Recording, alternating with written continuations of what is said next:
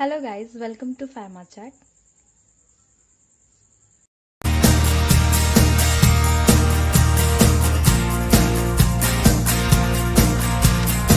So friends, आज के video में हम डिस्कस करेंगे कल्टीवेशन ऑफ वायरस, जो है पार्ट 3। पार्ट 2 और पार्ट 1 में मैंने वायरस के क्लासिफिकेशन को, उसके मॉर्फोलॉजी को और उसकी जो मल्टीप्लिकेशन साइकिल है उसको डिस्कस किया हुआ है। तो अगर आपने वो नहीं देखा या फिर आप देखना चाहते हैं तो मेरे चैनल पे अवेलेबल है, आप जाके वहां पे चेक कर सकते हैं। आज के वीडियो में हम देखेंगे कल्टीवेशन ऑफ वायरस। तो वायरस को कल्टीवेट करना, उसको ग्रो करना। ठीक है, अगर हम बैक्टीरिया की बात करें तो बैक्टीरिया में कैसा होता है, हम उसको आर्टिफिशियल मीडियम में रख के उसको जो न्यूट्रिएंट उसको रिक्वायर्ड है उसके ग्रोथ के लिए, वो सारे फेवरेबल कंडीशन उसको अवेलेबल करवाते हैं जिससे वो ग्रो कर पाए। ठीक है, तो ऐसे मीडियम में वो ग्रो करेगा।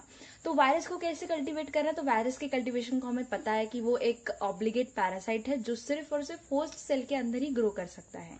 तो वायरस के कल्टीवेशन के लिए हमें कोई लिविंग होस्ट की जरूरत पड़ती है। तो कैसे किया जाता है वायरस का कल्टीवेशन, तो फर्स्ट है लैबोरेटरी एनिमल्स टेक्निक, उसके बाद है एम्ब्रियोनेटेड एग, उसके बाद है टिश्यू कल्चर। अगर हम नाम से देखें लैबोरेटरी एनिमल्स, मतलब जो एनिमल्स है जैसे कि गुआना पिग्स हो गए, उसके बाद माइस हो गया, मंकीज हो गया, इस सारे एनिमल्स को, रैबिट्स हो गए, इस एनिमल्स को यूज किया जाता है वायरस के कल्टीवेशन के लिए। तो अगर हम इसकी हिस्ट्री देखें तो रीड एंड कलीग्स ने क्या कहा, उन्होंने ह्यूमन वॉलंटियर्स को यूज किया for pioneering of yellow fever. ठीक है, लेकिन जैसे कि हम ह्यूमन वॉलंटियर्स को यूज किया for the pioneering work on yellow fever. तो ये जो मेथड थी वो बाद में बहुत ज्यादा कम होती गई, बिकॉज वायरस जो है डायरेक्टली ह्यूमंस पे अगर कल्टीवेट करे तो वो हार्मफुल भी हो सकता है। तो ये मेथड तभी यूज की जाती है जब वायरस जो है वो ह्यूमंस के लिए हार्मलेस है। तो लैंस्टेनियर एंड पॉपर ने क्या कहा, उन्होंने मंकीज को यूज किया for the isolation of polio virus. लेकिन मंकीज को हैंडल करना और उनको मेंटेन करना काफी इजी नहीं है, बहुत ज्यादा डिफिकल्ट है।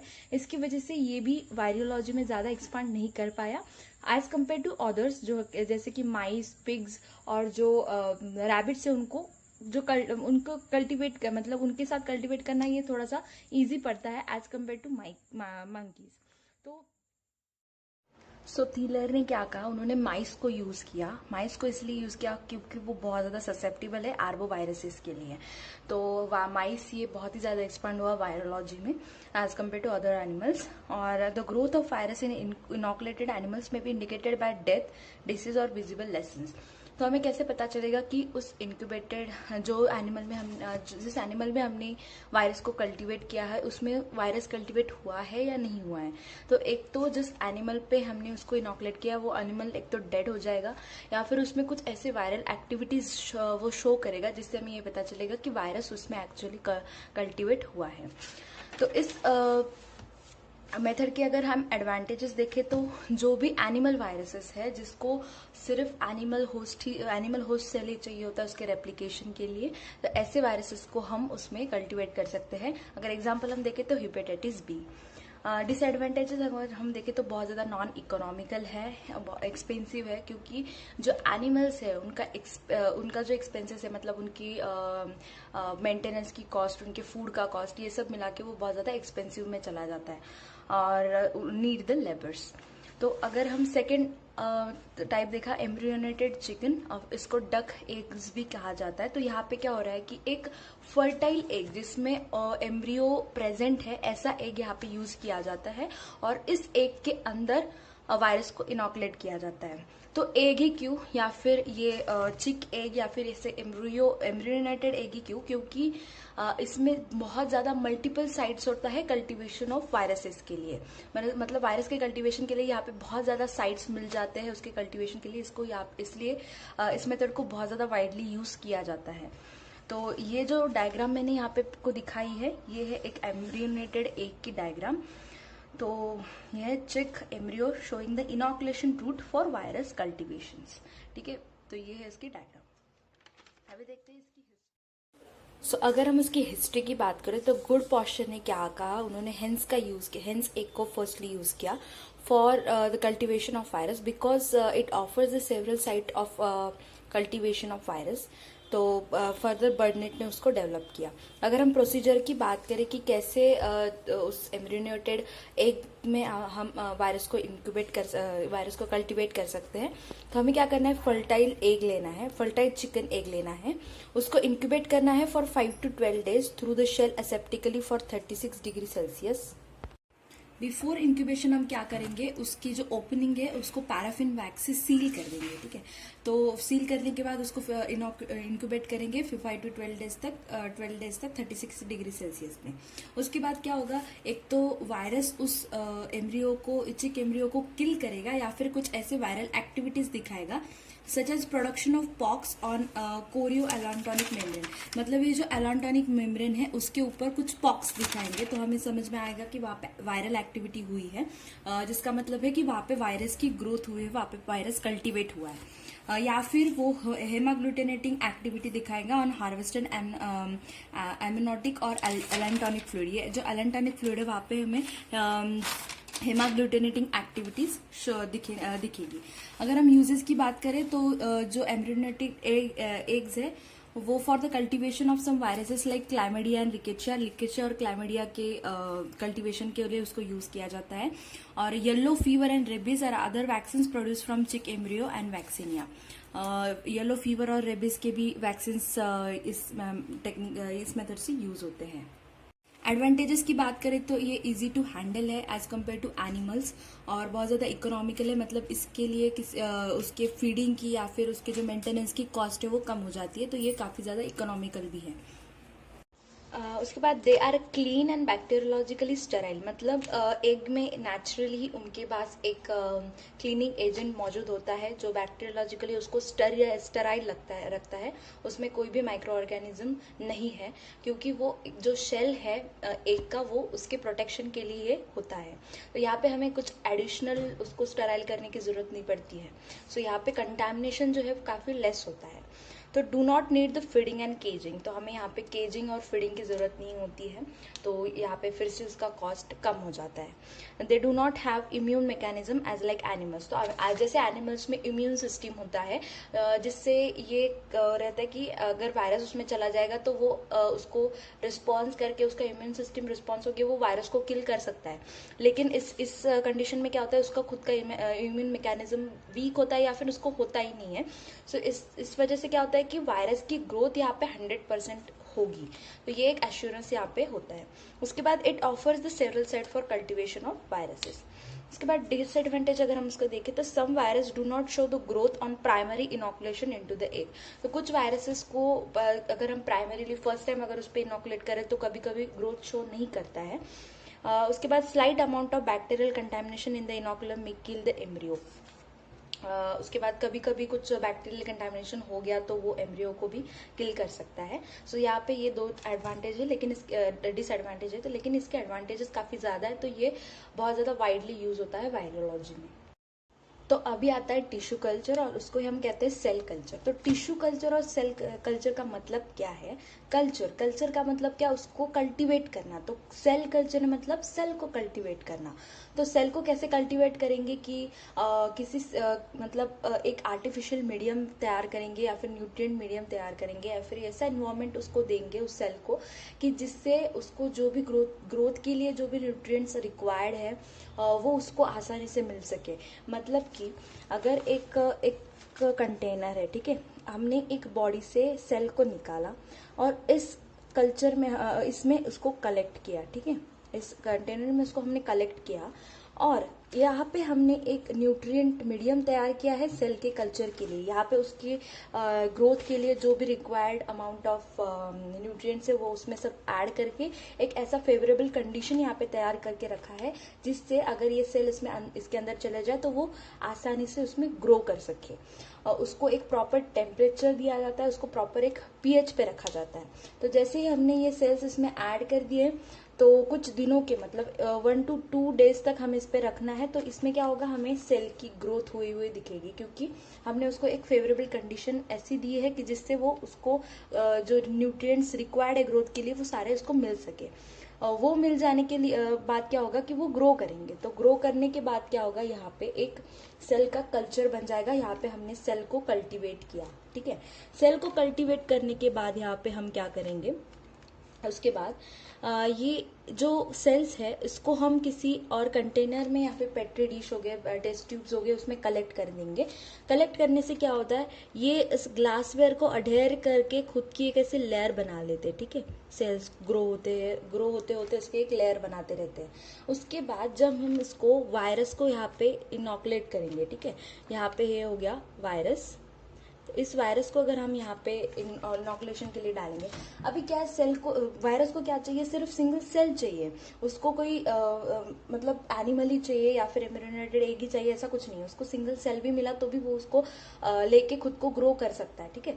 तो यहाँ पे हम क्या कर रहे हैं, सिंगल सेल से सेल का कल्चर बना के उसमें सेल वायरस को ग्रो करा रहे हैं, ठीक है। तो यहाँ पे क्या हो रहा है, फिर जो जैसे इसको उसका सेल मिल गया, वायरस को यहाँ पे कंप्लीट सेल मिल गया उसकी ग्रोथ के लिए, तो ये यहाँ पे क्या करेगा, खुद को आसानी से ग्रो करेगा। मतलब ये क्या करेगा, इस सेल का लाइसिस करेगा और खुद के यहाँ पे वायरस सेल को बना देगा। तो इसमें क्या होगा, फिर उसके बाद फर्दर क्या होगा, वायरस को यहाँ से निकाल के उसको आइसोलेशन करके उसको प्यूरिफाई करके फिर हमें कंप्लीट एक वायरस का ग्रोथ वहां पे मिल जाएगा। तो इस तरीके से चलता है ये टिश्यू कल्चर। तो अगर हिस्ट्री देखें तो स्टीनहार्ड एंड कलीग्स ने क्या किया था, show the first application of tissue culture in virology में सबसे पहले अगर किसी ने टिश्यू कल्चर का एप्लीकेशन किया है तो वो है स्टीनहार्ड एंड कलीग्स। उनके जो सपोर्टिव्स थे उनको उन्होंने।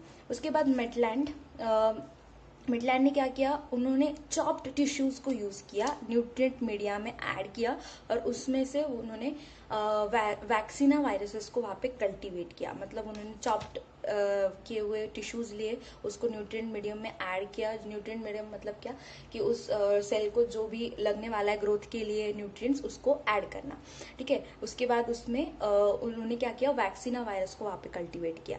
उसके बाद एंडर्स, वेलर एंड रॉबिन्स ने क्या किया, demonstrate the most important method for cultivation of virus, that is for polio virus के लिए उन्होंने डेमोन्स्ट्रेशन दिया। उसके बाद अगर हम सेल कल्चर, टिश्यू कल्चर के टाइप्स देखें तो 3 टाइप्स के आते हैं, ऑर्गन कल्चर, एक्सप्लांट कल्चर और सेल कल्चर। तो ऑर्गन कल्चर मतलब क्या, कि जो सेल्स ऑर्गन से लिए गए हैं, किसी स्पेसिफिक ऑर्गन से लिया गया सेल, उसको उसका कल्चर करना, उस ऑर्गन की सेल को लेके कल्चर करना और उसमें वायरस को कल्टीवेट करना, इसको हम कहेंगे ऑर्गन कल्चर। उसके बाद सेम एक्सप्लांट कल्चर। उसके बाद आता है cell culture, which is very important.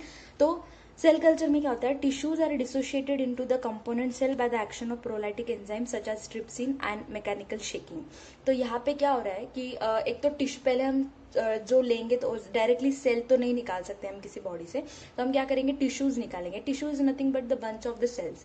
तो सेल्स को उसको अगर हमें टिश्यू से अगर एक सिंगल कंपोनेंट ऑफ सेल को अगर हमें सेपरेट आउट करना है, फिर डिसोशिएट करना है, तो हम क्या करेंगे, उसको प्रोलाइटिक एंजाइम से या फिर मैकेनिकल शेकिंग से उसको अलग करेंगे, एक कंपोनेंट सेल में उसको डिसोशिएट करेंगे, ठीक है। मतलब टिश्यू को डिसोशिएट करेंगे एक कंपोनेंट सेल में।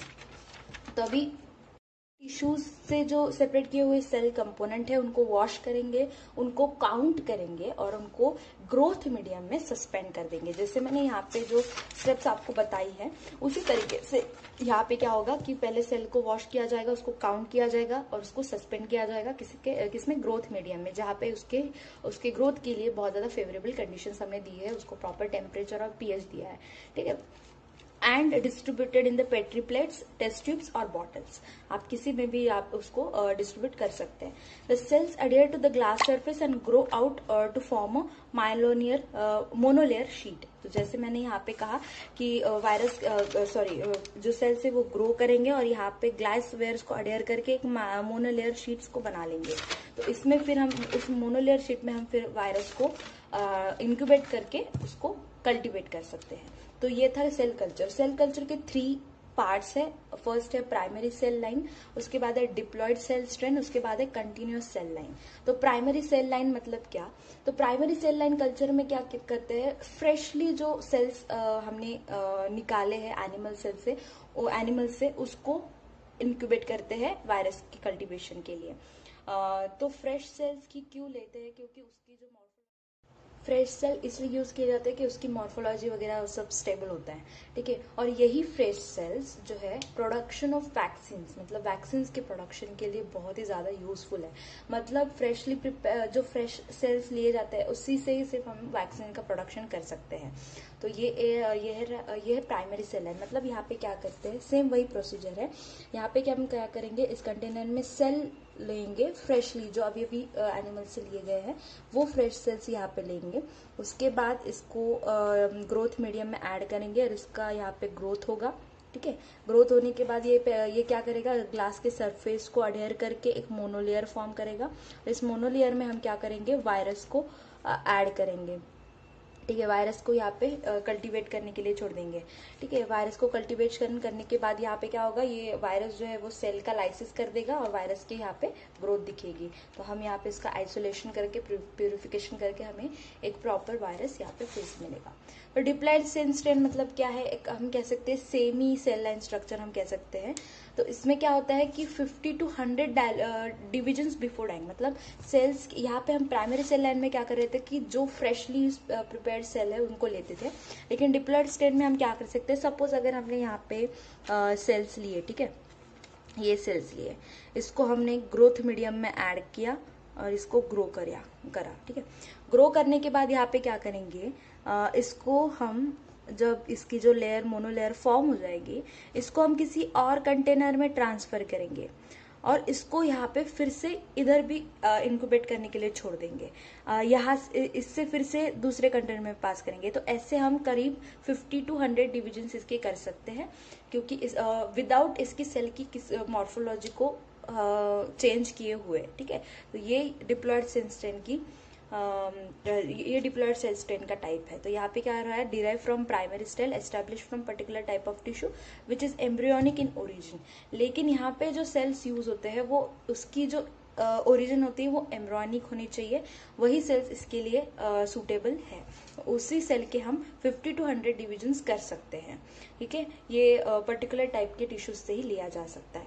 उसके बाद आता है सेल कंटिन्यूअस सेल लाइन। तो कंटिन्यूअस सेल लाइन में हम क्या कर सकते हैं, अभी अगर हमने यहाँ से सेल्स को लिया, ठीक है, इस सेल्स को हम अभी डिप्लॉयड सेल स्ट्रेन में हम क्या कर सकते हैं, 50 to 100 टाइम्स या फिर डिविजन्स में इसको यूज कर सकते हैं। लेकिन सेल कंटिन्यूअस सेल लाइन में यहाँ पे क्या हो रहा है कि सिर्फ और सिर्फ उसको हम लाइफ टाइम के लिए यूज कर सकते हैं।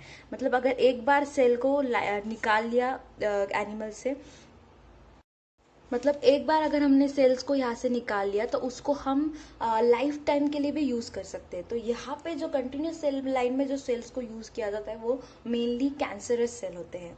आप जानते हैं कैंसरस सेल का नेचर कैसा होता है, उनका जो ग्रोथ है वो बहुत ज्यादा रैपिड होता है as compare to normal cell. तो ये जो कैंसरस सेल है वो बढ़ते ही जाते। तो अगर हम इसको, तो हम एक बार अगर इसको निकाल दे, अगर एक बार हम उसको इंक्यूबेट कर दे तो हम उसको लाइफ टाइम के लिए यूज कर सकते हैं। तो ये है cell line, cell continuous cell line, ठीक है। They are single type of cell derived mainly from cancerous cell, can grow in successive generations by transferring them from one test tube to another without changing character of cell। मतलब उसको हम one container से another container shift कर सकते हैं उसका character change किए बिना, ठीक है।